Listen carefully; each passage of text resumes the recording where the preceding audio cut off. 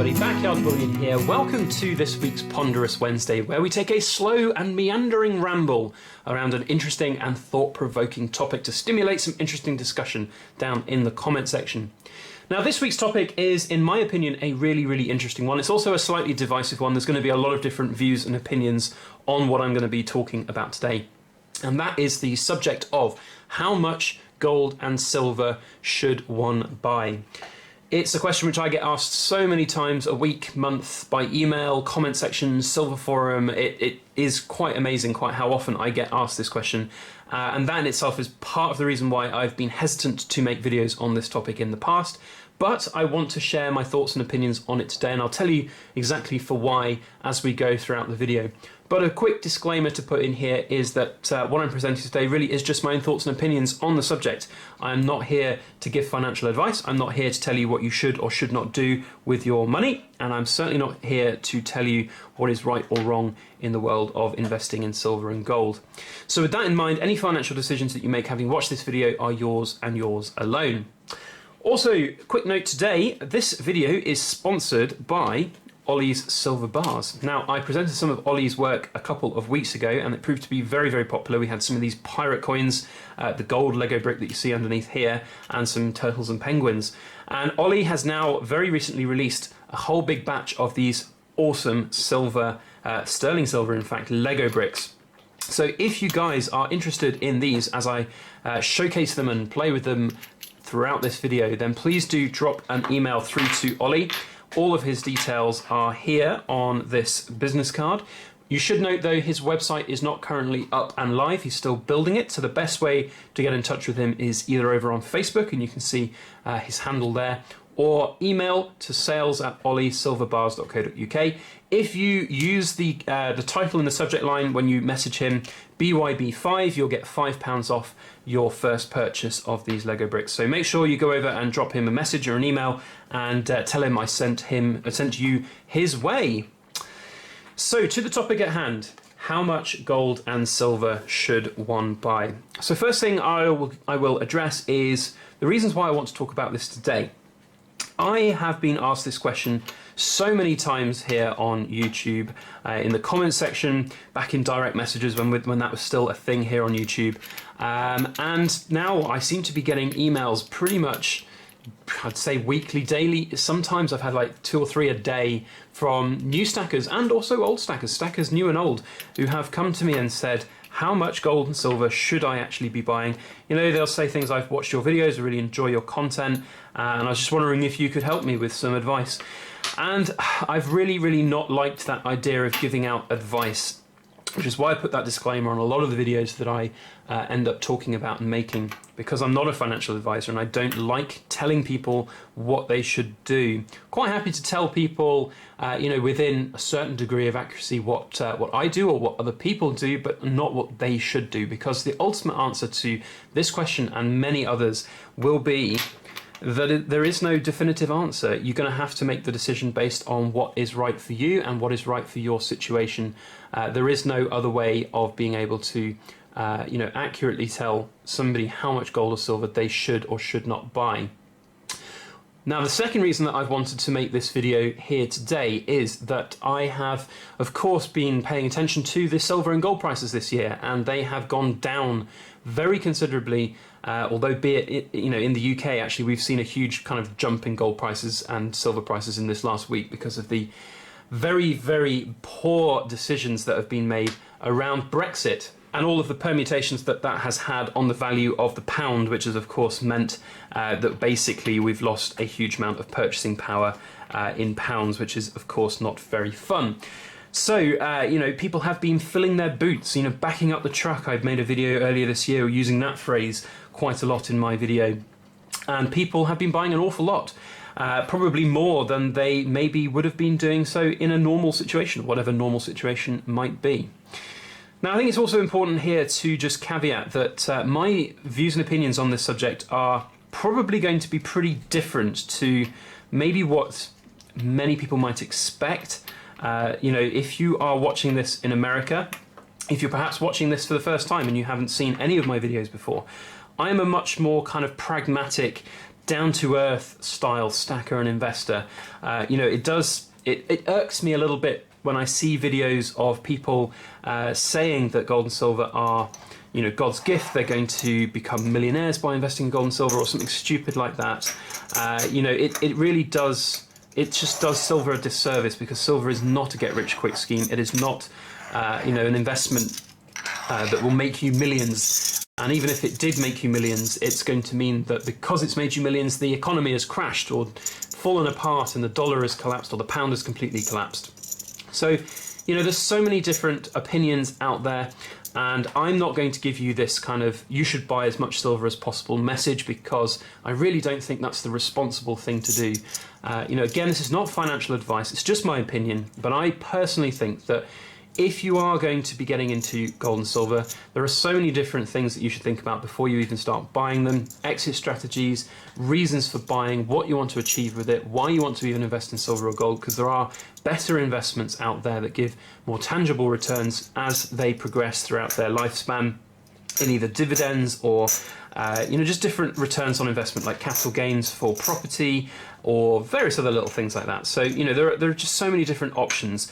Silver and gold, precious metals, have always been, and in my opinion always will be, a bit of insurance, a hedge against the value of currencies. And we've seen that in action this week here in the UK. The pound has been weakened considerably by all of the Brexit talks, and that has meant gold and silver prices go up. So if you had a huge holding in gold, silver, you could protect your wealth, you could sell that gold or silver and make your money back. And it is, that's the way it is, that's the way it should be. So for people to go and say that you should buy, as much silver as possible, basically spend all of their money on silver as possible. And I do see it, I see people making videos saying that, they take their paycheck, they get enough fiat money out to basically pay for their food, pay for their rent, or whatever it might be that they need their cash for. And then every single penny of their savings goes into gold or silver. And that might work for some people. And I'm not here to tell you that that is definitively bad and not going to be right in the long term. It could well be right. I could be wrong. That's the whole beauty of this whole situation. But one thing is for sure, that in my opinion is fairly irresponsible, because if there was a situation where you needed to get some more fiat out, you're just putting yourself at risk. And that is the whole kind of backbone of this discussion, I suppose, and that is risk, and how much risk you are willing to take. So I've taken about 8 minutes now to get to my point. How much gold or silver should you buy? As a percentage, I'm going to say it's somewhere between 10 and 20%. There's no real definitive answer. Between 10 and 20% works for, I'd say, the vast majority of stackers out there, the vast majority of people who are willing to put their money in precious metals. That doesn't mean that putting in less or putting in more is the right or wrong answer. In fact, I would say if you are a brand new stacker to this game, it can be quite a dangerous investment. And when I say dangerous, I mean gold and silver are quite addictive. Once you get a taste for it, you get that kind of gold envy or that silver envy, and you want to go and buy more, and it's a really pleasurable experience to buy your first piece of silver, to buy your first piece of gold, and you feel like a king owning your silver, and that's great. But at the same time, it is obviously quite dangerous, because if you then go out and buy hundreds and hundreds of dollars more, and you overstretch yourself and you sell at a loss because you are forced to sell, that is just not good. So I would say that it is going to be down to each and every person. Between 10 and 20% of income is a good margin to have. So I say of income there, not necessarily of your wealth. And there are some schools of thought, and I've definitely seen it in action this year, of people who are wanting to front load various investments, and to a certain extent I'm guilty of doing that as well. When I got started in this game, I very much was looking to do it on a very small scale, so just to have I had a lump sum of cash that I wanted to invest in, and then that would be it. So basically my thought was, well, I'll spend it all in one go, and that would be the the allowance for the year. I'll buy a bunch of silver, and then when the coins go up in value, I'll sell them and I'll make a bit of money. And it's it's a practical investment, one which I have an actual say in and I can use. Very quickly I realised that wasn't necessarily the case, because silver and gold certainly are longer term investments. They are there for 10, 20, 30 years time. So we've changed our strategy here in the Backyard Bullion household as it relates to buying silver and gold. And to a certain degree, front loading is very important, because certainly with the way Brexit's going, you don't know if there's going to be a no deal, and we're not going to have cheap available silver to grab hold of from Europe.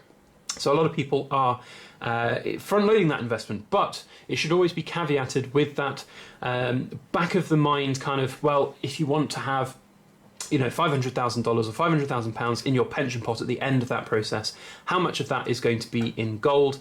Well, if you want 10%, that's going to be £50,000. 50,000 in gold, approximately 50 ounces of gold. So how much do you need to buy per year? If you've got 25 years before you retire, that's 2 ounces of gold a year. So there you go. That's your goal. Of course, if you want to front load some of that, you might buy 5 ounces per year for the first 5 years, and then you buy 1 ounce a year for the remaining 25 years. There's various different ways to look at it. So whilst I say between 10 and 20%, that doesn't always mean that it's between 10 and 20% of income. It can be of what you want to get out of this as a total pot. But of course, if you are going to do front loading like that, it is important to remember that you might end up having to sell sooner if you overstretch yourself, which is, I guess, the whole message here. So there's a whole host of different thoughts and opinions on this topic. I guess the last sort of caveat that I'll put here is that whether or not silver really is even an investment. People will talk so much on YouTube about it being an investment. I talk about it being an investment as well.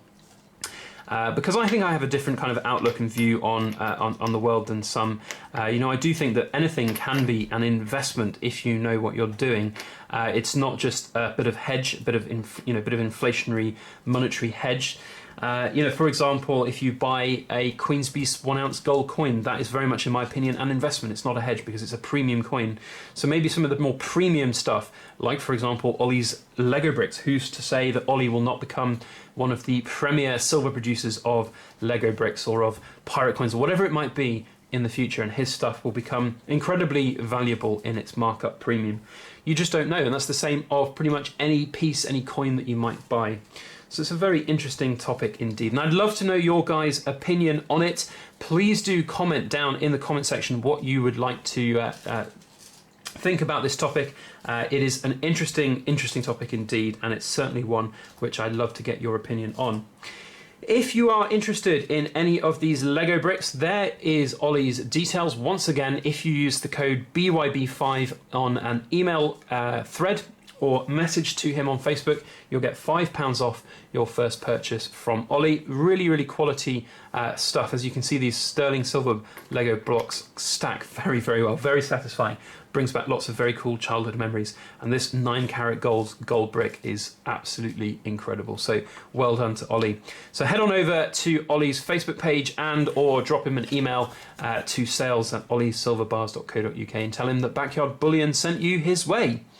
Otherwise, if you enjoyed this video, if you enjoyed my meandering ramble around this topic, then please do let me know by putting a thumbs up on this video. And if you'd like to see future videos like this, then make sure that you hit that subscribe button. And if you want to get a notification when these videos go live, hit the alarm bell as well. Otherwise, that is all I have to say. Not long till Christmas now. I hope you guys have a great couple of weeks in that run-up. Thank you so much for watching, and please make sure you like, share, comment, and subscribe for more.